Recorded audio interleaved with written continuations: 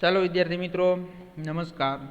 તો હવે આપણે ઉષ્માગતિશાસ્ત્ર ચેપ્ટરની અંદર લાસ્ટ લેક્ચરની અંદર આપણે વાત કરી ઉષ્માધારિતા, માત્રાત્મક ગુણધર્મ અને વિશિષ્ટ ગુણધર્મ। ત્યાર પછી તમારે એક સીપી અને સીવી વચ્ચેનો સંબંધ તારવવાનો છે। તો ત્યાર પછીનો આજનો ક્વેશ્ચન છે એ પણ મોસ્ટ આઈએમપી છે કે ભાઈ ફિઝિક્સ અને કેમેસ્ટ્રીમાં બંનેની અંદર આવશે, એટલે આ સમજી લેશો એટલે ફિઝિક્સની અંદર સમજવાની જરૂર પડશે નહીં। કે આદર્શ વાયુ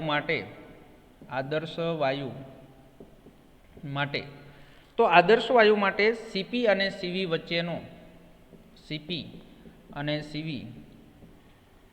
વચ્ચેનો સંબંધ તારવો। તો આ પણ 3 માર્ક્સની અંદર ક્વેશ્ચન પૂછાય છે। તો સીપી અને સીવી વચ્ચેનો આપણે શું કરવું છે? સંબંધ તારવવો છે। તો એની અંદર અચળ કદે, હમણાં જે આપણે ઉષ્માધારિતા ભણ્યા, તો એ અચળ કદે ઉષ્માધારિતાને શું કહેવાશે? તો અચળ કદે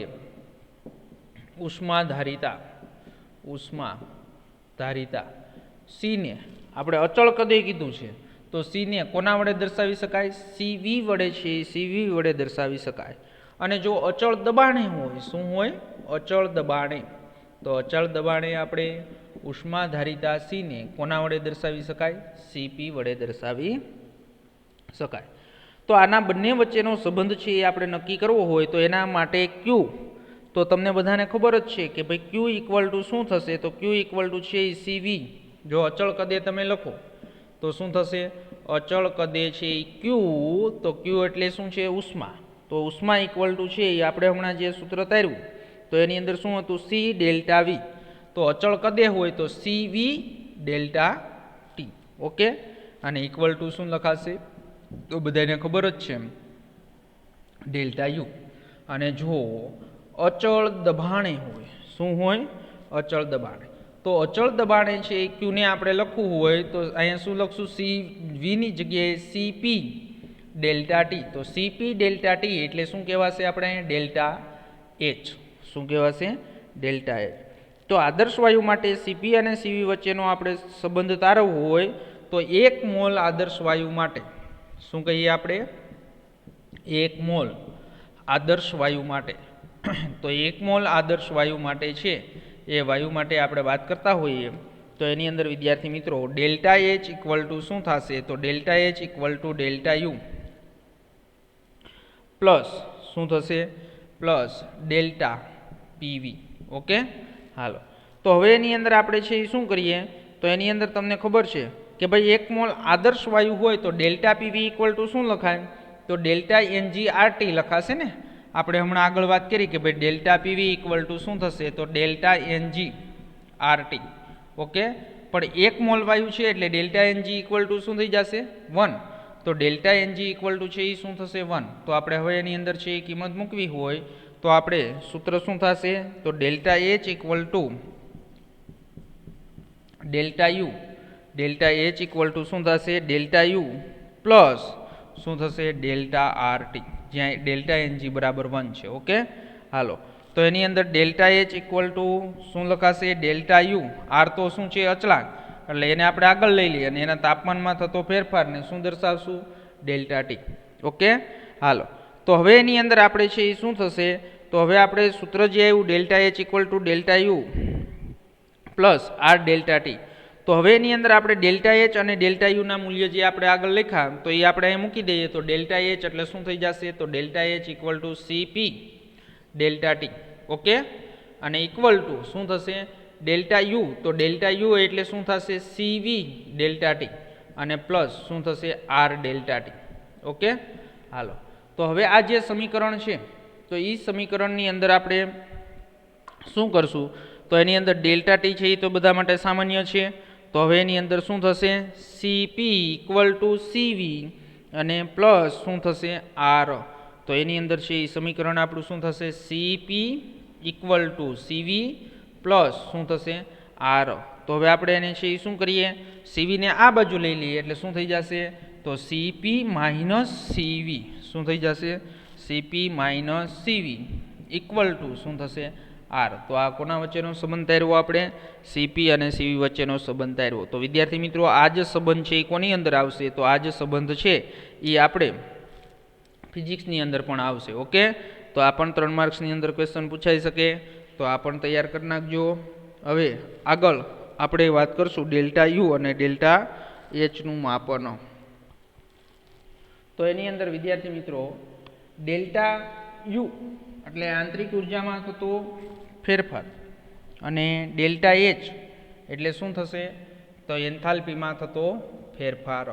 તો ડેલ્ટા યુ અને ડેલ્ટા એચનું માપન કેલોરીમીટરની મદદથી કરવામાં આવશે. ઓકે, કોની મદદથી? કેલોરીમીટર. હવે જો વિદ્યાર્થી મિત્રો આની અંદર ખાલી આકૃતિ સમજવાની છે, આ પ્રશ્ન ક્યાંય પૂછાશે નહીં. આ તો અહીંયા આપણે આપેલું છે એટલે આપણે સમજી લઈએ.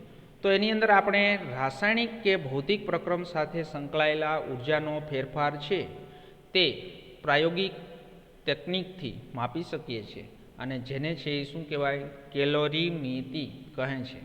અને કેલેરીમિતિમાં પ્રક્રમને છે એ કેલરી મીટર તરીકે પણ ઓળખવામાં આવે છે. તો એ ઓળખાતા પાત્રમાં કરવામાં આવે છે અને તેને જાણીતા કદના છે એ પ્રવાહીમાં રાખવામાં આવે છે. અને જે પ્રવાહીમાં કેલરીમીટર ડુબાડવામાં આવેલ છે તેની ઉષ્માધારિતા અને કેલરીમીટરની ઉષ્માધારિતા જાણતા હોઈએ તો તાપમાનમાં ફેરફાર છે એ માપી શકાય અને આ પરથી ઉદ્ભવેલ છે એ ઉષ્મા નક્કી કરી શકાય છે. અને માપન છે એ નીચેની બે પરિસ્થિતિઓ આપને જે આપેલી છે તો એ બે પરિસ્થિતિઓ છે એના આધારે છે એ આપણે શું કરી શકાશે? માપી શકાશે. ઓકે, હાલો. તો એની અંદર તમને જે કેલોરીમીટર આપેલું છે તો એ કેલોરીમીટરની તમને આકૃતિ સમજાવી દઉં. તો એની અંદર બે રીતે માપી શકાશે. કેવી રીતે બે રીતે? તો એક તો અચળ કદે. જો અચળ કદે માપો એટલે હમણાં જ આપણે સૂત્રની અંદર જોયું QV છે એ અચળ કદે માપશો એટલે શું મળશે તમને? Delta you. અને અચળ દબાણે માપશો તો તમને શું મળશે? QP. ઓકે, સમજણ પડી ગઈ? હાલો, તો એની અંદર પહેલું જોઈએ ડેલ્ટા યુનું માપન કેવી રીતે થશે. તો ડેલ્ટા યુનું માપન છે તો રાસાયણિક પ્રક્રિયા માટે અચળ કદે, કદ કેવું છે? અચળ. તો અચળ કદે શોષાયેલી ઉષ્માને બોમ્બ કેલોરીમીટરમાં નક્કી કરવામાં આવે છે. અને અહીંયા એક સ્ટીલનું પાત્રને જળ ઉષ્મ શોષકમાં છે એવી રીતે મૂકવામાં આવે છે કે પર્યાવરણમાં કોઈ ઉષ્માનો વ્યય થતો નથી અને દહનશીલ પદાર્થનું છે એ શુદ્ધ ડાયઓક્સિજન પૂરો પાડીને સ્ટીલ બોમ્બમાં છે એ દહન કરવામાં આવે છે. અને પ્રક્રિયા દરમિયાન ઉદ્ભવેલી ઉષ્મા છે એ બોમ્બની આજુબાજુના પાણીમાં છે એ હેરફેર પામે છે અને તેનું તાપમાન છે એ શું કરવામાં આવશે? તો તેનું તાપમાન છે એ નિયંત્રિત કરવામાં આવશે. હવે જો આ જે આખી આકૃતિ છે એ આખી આકૃતિ છે એ શેની છે? તો આખી આકૃતિ છે એ કેલોરીમીટરની છે. હવે એની અંદર શું થશે? કેલોરીમીટરની અંદર તો કેલોરીમીટર છે એ આખું છે એ શું છે? તો આખું છે એ ઉષ્માનું વહન કરી શકતું નથી. હો ભાઈ, આ જે આખી દિવાલ હોય ને આ કેલોરીમીટરની, તો આ કેલોરીમીટરની જે દિવાલ છે તો એ દિવાલ છે એ ઉષ્માનું છે એ વહન કરી શકતું નથી. તો હવે એની અંદર આપણે શું કીધું કે ભાઈ અહીંયા છે એ કોઈ પણ પદાર્થ હોય, આ જે વચ્ચેનો ભાગ છે આની ફરતી બાજુ છે એ શું ભરેલું છે? તો ફરતી બાજુ પાણી ભરેલું છે. અને અહીંયા ઊંચા દબાણે હેઠળ છે એ અહીંયા શું કરવામાં આવે છે? એ પદાર્થને છે એ ઓક્સિજનની હાજરીમાં એને સળગાવવામાં આવશે. તો શરૂઆતની અંદર તમે શું માપી લ્યો? તો આ થર્મોમીટરની મદદથી છે એ તમે પાણી છે એ પાણીનું તાપમાન તમે માપી લ્યો. શું માપી લ્યો? પાણીનું તાપમાન. પછી પ્રક્રિયા કરો તમે. શું કરો? પ્રક્રિયા. તો આ સ્ટરર છે, સ્ટરર એટલે કે પાણી ફેર્યા કરે એના માટેનું છે. તો એની અંદર અહીંયા છે એ ઓક્સિજનનો શું છે? પ્રવેશ દ્વાર છે. એટલે અહીંયાથી ઓક્સિજન છે એ ઓક્સિજન આપવામાં આવે છે અને દબાણ હેઠળ છે અહીંયા ઓક્સિજન હોય એને સળગાવવામાં આવે છે. હવે તમને બધાને ખબર છે કે અહીંયા રહેલો જે પદાર્થ હોય એને ઓક્સિજનની હાજરીમાં સળગાવવામાં આવશે તો શું થશે? તો તે સળગશે. સળગશે એટલે અહીંયા ઉષ્મા ઉત્પન્ન થશે. તો તે ઉષ્મા છે એ કોને આપી દેશે? તો ઉષ્મા છે એ પાણીને આપી દેશે. અને આખું પાત્ર એવું છે કે જે ઉષ્માનું છે એ ઉષ્માનું વહન થતું નથી. આ 12મા ધોરણની અંદર તમે છે એ આવશો ત્યારે આ પ્રયોગશાળાની અંદર પ્રયોગ પણ કરવાનો આવશે. શું આવશે? 12મા ધોરણની અંદર. તો એની અંદર છે એ શું થશે? તો એ પ્રક્રિયા થઈ અને જે ઉષ્મા છૂટી પડી તો એ ઉષ્મા છે એ પાણીને આપી દેશે. એટલે પાણી અને આ પાત્ર વચ્ચે છે એ શું થશે? તો આ સ્ટીલનું પાત્ર હોય. શેનું પાત્ર હોય? સ્ટીલનું. એટલે છે એ ઉષ્માનું છે એ શું કરી શકે? તો ઉષ્માનું છે એ વહન કરી શકે. એટલે ઉષ્માની હેરફેર છે એ કોના વચ્ચે થશે? તો પાણી વચ્ચે થશે. તો એની અંદર જે ઉષ્માની હેરફેર થાય છે તો હવે ત્યાર પછી પ્રક્રિયા થયા પછી તમે જો આની અંદર છે એ શું તમે માપી લ્યો? તો કે ભાઈ તાપમાન છે એ પાણીનું તાપમાન માપી લ્યો એટલે તમને ખબર પડી જાય કે ભાઈ તાપમાનમાં શું થયો, જે ફેરફાર છે એ તમને મળી જશે. તો બોમ્બ કેલોરીમીટર છે એક સીલ કરેલું હોવાથી તેનું કદ છે એ શું છે, બદલાતું નથી. તેથી ઉષ્માનો ફેરફાર છે એ અચળ કદે સંકળાયેલો ફેરફાર જ હોય છે અને આ પરિસ્થિતિમાં કાર્ય થતું નથી, કારણ કે પ્રક્રિયા બોમ્બ કેલોરીમીટરમાં અચળ કદે કરવામાં આવેલ છે અને આપણે આગળ ભણી ગયા છીએ. અને વાયુમય પ્રક્રિયાઓ માટે કોઈ પણ કાર્ય થતું નથી, કારણ કે ડેલ્ટા વી ઇક્વલ ટુ શું થઈ જાય, 0.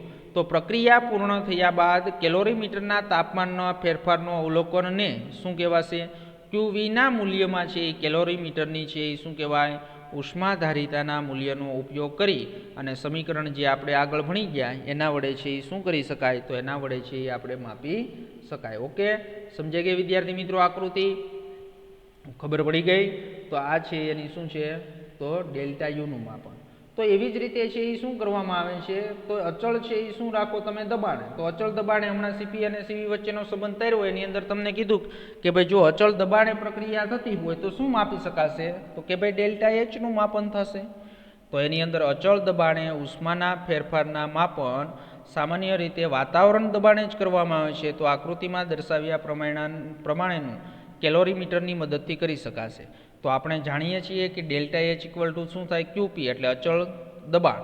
અને તેટલા માટે અચળ દબાણે શોષાયેલી અથવા ઉષ્મા ઉદ્ભવેલી ઉષ્મા છે એ કોના જેટલી હોય, ક્યુપીને પ્રક્રિયાની ઉષ્મા અથવા પ્રક્રિયાની શું કહેવાય, તો અથવા પ્રક્રિયાની છે એ એન્થાલ્પી કહે છે.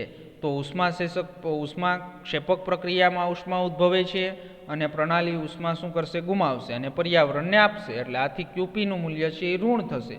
અને જો ડેલ્ટા આરએચ પણ છે એ ઋણ થશે. તે જ પ્રમાણે આપણે આગળ કીધું છે તમને કે ઉષ્મા શોષક પ્રક્રિયા માટે શોષાયેલી ઉષ્મા છે, તો ક્યુપીનું મૂલ્ય ધન થશે અને તેથી ડેલ્ટા આરએચનું મૂલ્ય પણ શું થશે, ધન થશે. તો એ આગળ મેં તમને સમજાવી દીધું હતું કે ભાઈ નીટની અંદર છે એ ડેલ્ટા એચનું મૂલ્ય ક્યારે ઋણ હોય અને ડેલ્ટા એચનું મૂલ્ય ક્યારે ધન હોય, એ ખાસ ખબર હોવી જોઈએ. તો અમુક જે નીટની અંદર એમસીક્યુ પૂછાશે તો એની અંદર તમને એન્થાલ્પીમાં થતો ફેરફાર આપેલો હશે. તો એન્થાલ્પીમાં આપેલો જે ફેરફાર હોય એના ઉપરથી તમારે શું નક્કી કરવાનું છે, તો એના ઉપરથી તમારે ઉષ્મા શોષક પ્રક્રિયા છે કે ઉષ્મા ક્ષેપક પ્રક્રિયા છે એ નક્કી કરવાનું છે. તો એની અંદર પણ આપને કેલોરીમીટર આપ્યું છે, પણ એ કેલોરીમીટર શું છે, અચળ દબાણ. તો જો અહીંયા છે એ શું છે, આ જે છે એ પ્રક્રિયા મિશ્રણ છે, એટલે પ્રક્રિયા ન્યા થાય છે. ઓકે, પછી આ એની અંદર છે એ પોલિસ્ટાયરીનનો છે એ ફોર્મ કરેલો કલ્પ છે અને એની અંદર એક છે એ છિદ્ર પાડી અને એની અંદર એક શું મૂકેલું છે, થર્મોમીટર મૂકેલું છે. તો એની અંદર છે એ શું થશે, અચળ દબાણે પ્રક્રિયા થશે. અને અચળ દબાણ કેટલું લેવામાં આવશે, તો અચળ દબાણ છે એ વાતાવરણ દબાણ જેટલું છે એ લેવામાં આવશે. ઓકે, અને અચળ દબાણે છે એ વાતાવરણ દબાણ જેટલો જ ઉષ્માનો છે એ ફેરફાર માપન કરવાનું શું છે, તો એ ફેરફાર માપન કરવાનું છે એ કેલોરીમીટર છે. ઓકે, સમજણ પડી? હાલો, તો એની અંદર આપણે હવે શું આપ્યા છે, કોયડાઓ આપ્યા છે. તો એ કોયડાઓની વાત કરી દઈએ. તો કોયડાઓની અંદર આપણે સમજીએ તો એની અંદર આપ્યું છે કે 6.6. તો 1 ગ્રામ ગ્રેફાઇટને શું કીધું, તો 1 ગ્રામ ગ્રેફાઇટની છે 298 કેલ્વિન તાપમાને અને 1 વાતાવરણ દબાણે નીચેની પ્રક્રિયા પ્રમાણે કે બોમ્બ કેલોરીમીટરની અંદર વધુ પ્રમાણમાં ઓક્સિજનની હાજરીમાં બાળવામાં આવે છે. તો તમને ખબર જ છે કે કાર્બન છે એની સાથે O2ની પ્રક્રિયા થઈ, શું મળે, CO2. તો આ પ્રક્રિયા દરમિયાન તાપમાન કેટલું વધી જાય છે, 298 કેલ્વિનથી વધીને 299 કેલ્વિન થાય છે. તો બોમ્બ કેલોરીમીટરની ઉષ્માધારિતા જો કેટલી હોય, 20.7 કિલોજૂલ કેલ્વિન છે એ હોય, તો 298 કેલ્વિન તાપમાને અને એક છે એ શું થશે, તો 1 ATM દબાણે ઉપરની પ્રક્રિયાની એન્થાલ્પી શોધવાની છે. તો આપણે જે હમણાં જ વાત કરી તો એ જ આપણે સૂત્ર મૂકવાનું. ધારો કે ક્યુ પ્રક્રિયામાં મિશ્રણમાં છે એ ઉષ્માનો જથ્થો છે અને સીવી છે એ કેલોરીમીટરની શું છે, ઉષ્માધારિતા છે. તો કેલોરીમીટર વડે છે એ શોષાયેલી ઉષ્માનો જથ્થો એટલે ક્યુ ઇક્વલ ટુ આપણે હમણાં જોયું સીવી ઇન્ટુ શું થશે, ડેલ્ટા ટી. ઓકે, તો પ્રક્રિયામાંથી ઉષ્માની જથ્થાની માત્રા છે એ સરખી રહેશે પરંતુ વિરુદ્ધ સંજ્ઞાવાળી થશે, કારણ કે પ્રણાલી છે એ પ્રક્રિયા મિશ્રણ ઉષ્મા ગુમાવે છે અને તેટલી જ ઉષ્મા કેલોરીમીટર વડે શું થાય છે, મેળવાય છે. એટલે પ્રણાલી છે એ ઉષ્મા જેટલી ગુમાવશે એટલી જ કેલોરીમીટર છે એ ઉષ્મા શું કરશે, તો એટલી જ ઉષ્મા છે એ મેળવશે. એટલે નિશાની છે એ શું થઈ જશે, ઉલટાઈ જશે. એટલે ક્યુ ઇક્વલ ટુ શું થઈ જશે, -CV ઇન્ટુ ડેલ્ટા ટી. તો એની અંદર છે એ તાપમાનમાં થતો ફેરફાર 299થી શું થશે 298 કેલ્વિન તાપમાન થશે. તો આની અંદર Q ઇક્વલ ટુ શું આવશે આન્સર 20.7 કિલો જૂલ. ઓકે, તો અહીંયા ઋણ સંજ્ઞા છે એ શું દર્શાવે છે? તો એ તો હમણાં જ વાત કરી કે પ્રક્રિયા છે એ કેવી છે, ઉષ્માક્ષેપક પ્રકારની છે. એટલે 1 ગ્રામ ગ્રેફાઇટના દહન માટે 1 મોલ ગ્રેફાઇટના દહન માટે શું થશે 100. તમને ખબર છે કે 1 મોલ હોય તો મોલ હોય ગ્રેફાઇટ એટલે શું છે કાર્બન.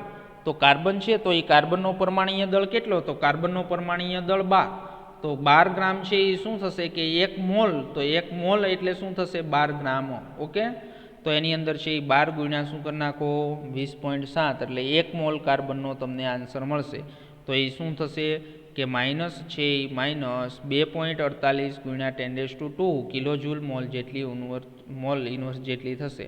અને અહીંયા ડેલ્ટા એનજી ઇક્વલ ટુ, જો એક વસ્તુ ખાસ યાદ રાખજો કે ડેલ્ટા એનજી ઇક્વલ ટુ આપણે આગળ એક સૂત્ર લખ્યું હતું delta H equal to delta U plus delta NG into RT, આવું એક સૂત્ર ભણી ગયા છો.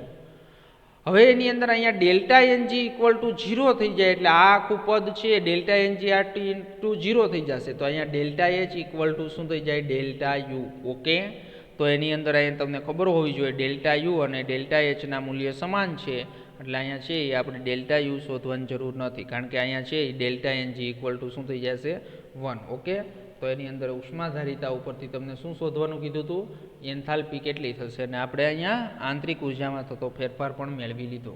તો વિદ્યાર્થી મિત્રો આ આપણે વાત કરી ડેલ્ટા એચ અને ડેલ્ટા યુનું માપન. ઓકે, હાલ હવે એની અંદર એન્થાલ્પીમાં જે ફેરફારની પ્રક્રિયાઓ છે તો એ એન્થાલ્પીના ફેરફારની પ્રક્રિયાઓની આપણે વાત કરી દઈએ.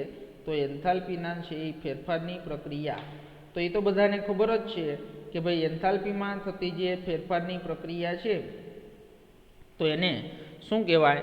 તો જો એન્થાલ્પી ફેરફાર એટલે ડેલ્ટા એચ અને પ્રક્રિયાની એટલે કે ડેલ્ટા આર એચ એટલે પ્રક્રિયા એન્થાલ્પી કહેવાય છે. તો ડેલ્ટા એચ તમે લખો એટલે એનો મિનિંગ એમ થશે કે એન્થાલ્પીમાં થતો ફેરફાર, અને ડેલ્ટા આર એચ લખશો એટલે એની અંદર શું થશે પ્રક્રિયા એન્થાલ્પી. શું કહેવાશે? ડેલ્ટા આર એચ એટલે પ્રક્રિયા એન્થાલ્પી. આર એટલે શું છે? તો આર એટલે રિએક્શન એટલે પ્રક્રિયા. ઓકે, તો એની અંદર બધાને ખબર જ છે કે રાસાયણિક પ્રક્રિયા થતી હોય તો રાસાયણિક પ્રક્રિયામાં પ્રક્રિયકો છે એ નિપજમાં છે એ શું થશે? તો નિપજમાં પરિવર્તન પામે છે. એટલે તમને ખબર જ છે કે પ્રક્રિયકોમાંથી છે એ શું થશે નિપજ તરીકે દર્શાવી શકાશે.